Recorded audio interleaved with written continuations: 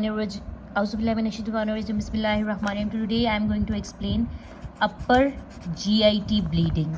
अच्छा, अपर GIT bleeding से क्या मतलब है कि अपर GIT कौन सा है हमारे पास? If this is the stomach, ठीक है, स्टमक ये ड्यूडेनम और फिर ये आगे जेजिनम, ठीक है।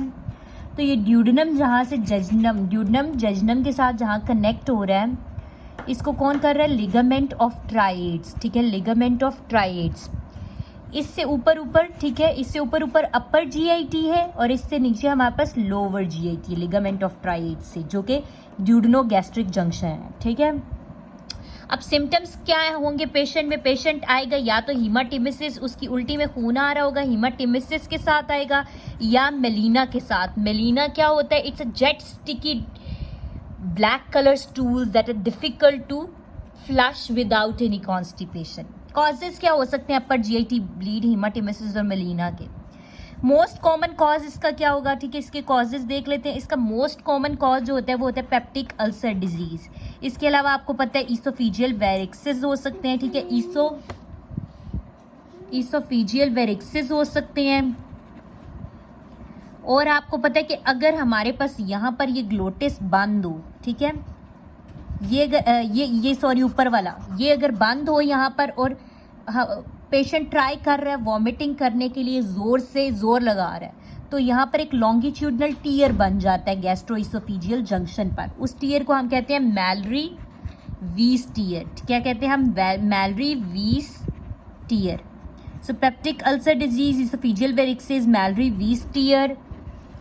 और चौथा आ जाता है वेस्कुलर मैलफॉर्मेशन, जिसमें क्या है हमारे पास जो है वो अयोर्टा का गट के साथ क्या बन जाता है? अयोर्टा का गट के साथ एक फिस्ट्यूला बन जाता है, एयोर्टो इंटेरिक फिस्ट्यूला, ठीक है। ये वेस्कुलर मैलफॉर्मेशन है, एयोर्टो इंटेरिक फिस्ट्यूला। इसके अलावा ईसोफेजाइटिस हो सकता है या गैस्ट्रिक इरोजन्स, ठीक है, ईसोफेजाइटिस या फिर गैस्ट्रिक इरोजन्स, ईसोफेजाइटिस या फिर गैस्ट्रिक इरोजन्स, ठीक है।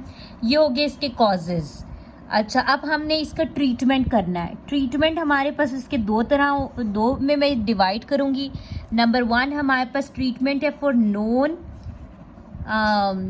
नॉन वेरिक्सियल ब्लीड, और दूसरा है हमारे पास फॉर वेरिक्सियल ब्लीड, ठीक है। अच्छा, अब नॉन वेरिक्सियल ब्लीड में हमने कैसे ट्रीट करना है इसे?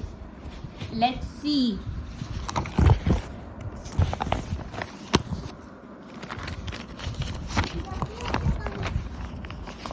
सो सबसे पहले नॉन वेरिक्सियल ब्लीड में हम क्या कराएंगे? उसको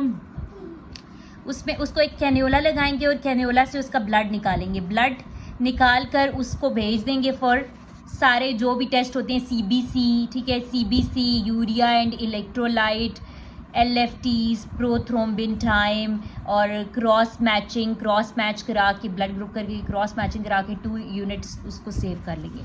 दूसरा काम हमारा क्या है कि हमने असेस करनी है सेवेरिटी के, वो बंदा कितना सवियर है।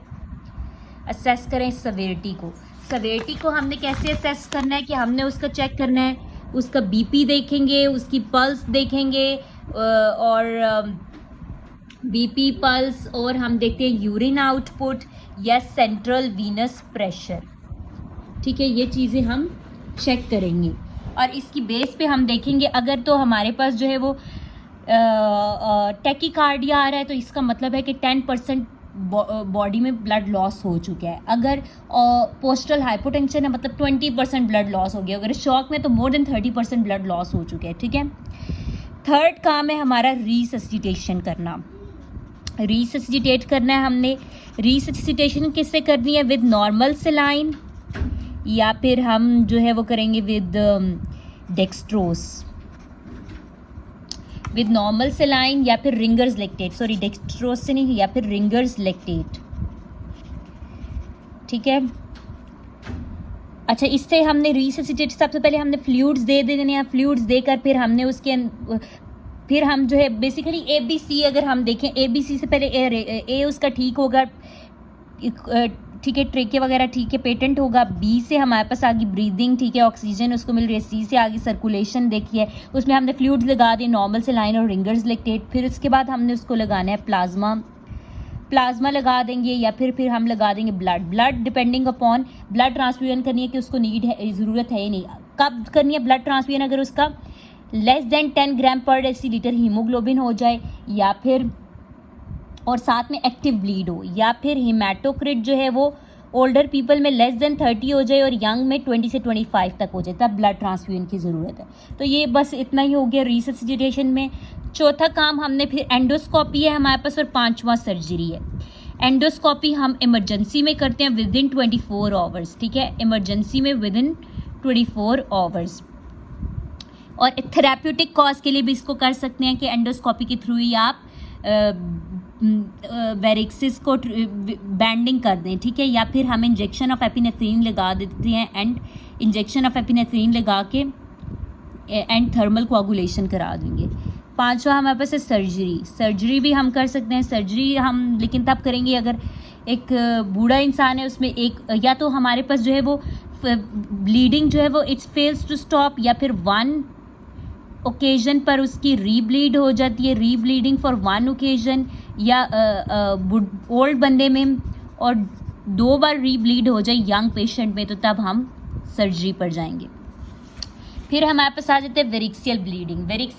अगर हिस्ट्री पे हमें पता चलेगा कि इसकी वेरिक्सियल ब्लीड है हिस्ट्री की बेस पर, फिर हमने क्या करना है उसको वही एयरेशन, ब्रीदिंग, सर्कुलेशन देखेंगे, रिससिटेट करेंगे विद रिससिटेशन आपको पता है वही हमने करनी है नॉर्मल सेलाइन या फिर रिंगर्स लैक्टेट के साथ, और फिर उसको हमने जो है वो और यहीं पर हमने उसको क्या देने हैं वेजोप्रेसिन यानी कि टेरलीप्रेसिन। अच्छा यहाँ पर भी मैं एक चीज़ बताना भूल गई थी, वो यही कि जब हम इसे रिससिटेट कर लेंगे तो हमने इसको देना है ऑक्ट्रियोटाइड या टेरलीप्रेसिन जो असल चीज़ है, ठीक है। तो यहाँ पर भी हम उसे वेजोप्रेसिन यानी कि टेरलीप्रेसिन देंगे, और फिर जो है हमने प्रोफाइलेक्टिकली एंटीबायोटिक्स देनी है। वेरिक्सियल ब्लीड को कंफर्म करने के लिए हम एंडोस्कोपिक गैस्ट्रोड्यूडनोस्कोपी कराएंगे, ठीक है, कंफर्म करेंगे इससे हम गैस्ट्रिक वेरिक्सियल ब्लीड। देन हम एंडोस्कोपिक बैंड लाइगेशन करेंगे, ऑक्लूड करेंगे उसको कोई स्क्लेरोजिंग एजेंट डालकर। एंडोस्कोपिक बैंड लाइगेशन कैसे होगी? ये 2 तरह से होती है। एक तो हम रबड़ बैंड उसके ऊपर लगाकर एक वेसल के ऊपर रबड़ बैंड चढ़ा के उसको लाइगेट कर दें। दूसरा ये है कि हम कोई स्क्लेरोजिंग एजेंट अंदर डाल के उसको जो है वो बंद कर दें यहाँ से स्क्लेरोजिंग एजेंट से, ठीक है। लेकिन इससे थ्रोम्बोसिस का चांस और इसोफेजियल जो है इसोफेजियल परफोरेशन और थ्रोम्बोसिस का चांस बढ़ जाएगा। अब हमने चेक करना है इफ़ द ब्लीडिंग है स्टॉप या नहीं, ब्लीडिंग स्टॉप हुई है या नहीं। तो उसके लिए हमने क्या करना है, अगर स्टॉप हो गई है, ब्लीड स्टॉप हो गई है, तो हमने उसको 3 डेज़ के लिए वेजोप्रेसिन वही टेरलीप्रेसिन देना है, साथ में बीटा ब्लॉकर्स यानी कि प्रोप्रेनोलोल दे देंगे, ठीक है। वेजोप्रेसिन 3 डेज़ के लिए हम उसको क्या दे रहे हैं, टेरलीप्रेसिन। वेजोप्रेसिन यानी कि दोबारा से 3 डेज़ के लिए हम उसको टेरलीप्रेसिन देंगे और प्रोप्रेनोलोल दे देंगे बीटा ब्लॉकर में, और उसमें हम उसको प्रोग्राम पे ले जाएंगे, एंडोस्कोपिक बैंडिंग प्रोग्राम पे जाकर उसके सारे वेरिक्सिस को बंद कर देंगे। तीसरा क्या, एंडोस्कोपिक बैंडिंग प्रोग्राम के अकॉर्डिंगली उसके सारे वेरिक्सिस उसमें बंद करेंगे। अगर इफ़ ब्लीडिंग स्टॉप नहीं हुई तो अब हमने एंडोस्कोपिक तो हम इसमें क्या करेंगे, एंडोस्कोपिक थेरेपी या बैलून लाइगेशन, ठीक है, या फिर बैलून टेम्पोनेट बैलून के थ्रू जाकर उसको बंद करेंगे, या फिर तीसरा हमारे पास है trans jugular intrahepatic portosystemic shunt. इन तीनों में से कोई भी एक करके एंडोस्कोपिक थेरेपी, बैलून लाइगेशन, ठीक है, एंडोस्कोपिक थेरेपी, बैलून टेम्पोनेट, ये trans jugular intrahepatic portosystemic shunt, इस करके इसको बंद कर देंगे। With this we are done, thank you.